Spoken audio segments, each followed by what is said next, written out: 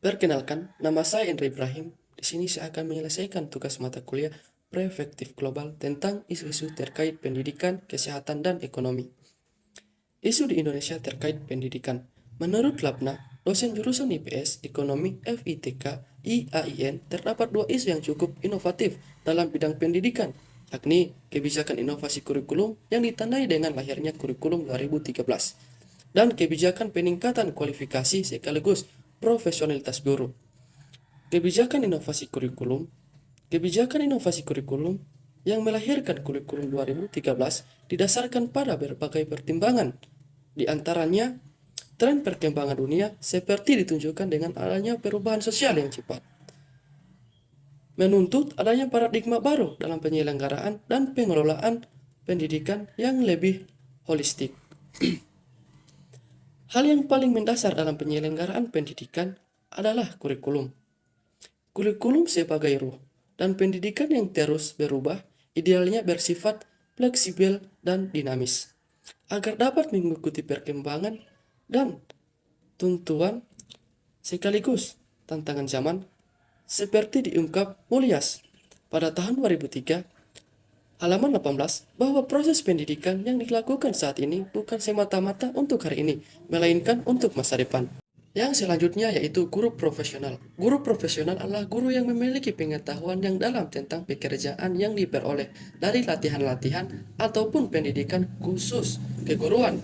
Menurut Jamin dan Maisha 2010 halaman 31, selain memiliki kemampuan dan keahlian khusus dalam bidang keguruan, terdidik dan terlatih, guru profesional juga memiliki pengalaman yang kaya di bidangnya sehingga mampu melaksanakan tugas dan fungsinya sebagai guru dengan kemampuan maksimal.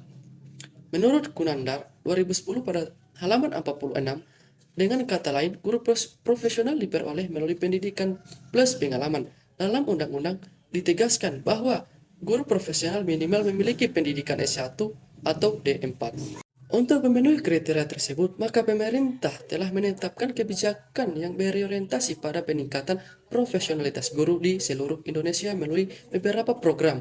Yang pertama, program Dual Metode System atau DMC. Yang kedua, program kualitas guru atau PKG. Yang ketiga, program sertifikasi guru atau PSG. Yang keempat yaitu program pendidikan profesi guru atau PPG. Dan yang kelima, program sarjana kedua. Isu yang kedua yaitu isu di Indonesia terkait kesehatan. Isu kesehatan jadi sorotan di tahun 2023 melalui long COVID hingga populasi usia yang meningkat. Hal ini dibeberkan oleh beberapa pakar ilmuwan dunia melalui data di Institute of Health and Metric Evaluation atau IHME.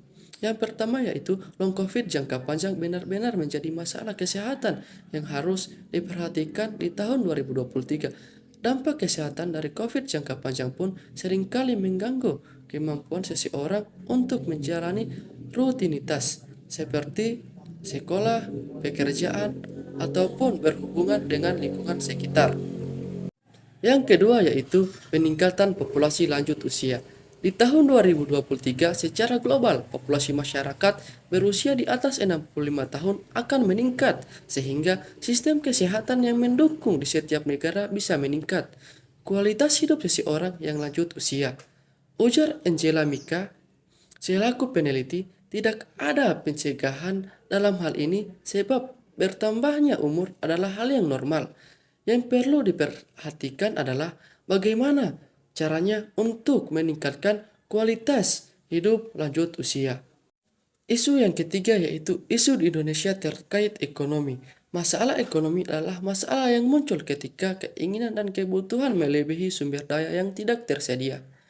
Orang yang memiliki keinginan dan kebutuhan yang tidak terbatas, sementara sumber daya yang tersedia tidak dapat memenuhi kebutuhan tersebut. Maka masalah ekonomi muncul di sana.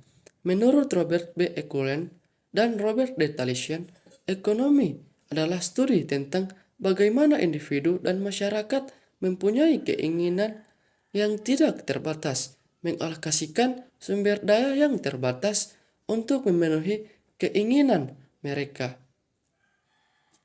Penyebab masalah ekonomi Indonesia. Yang pertama, rendahnya pertumbuhan ekonomi di Indonesia.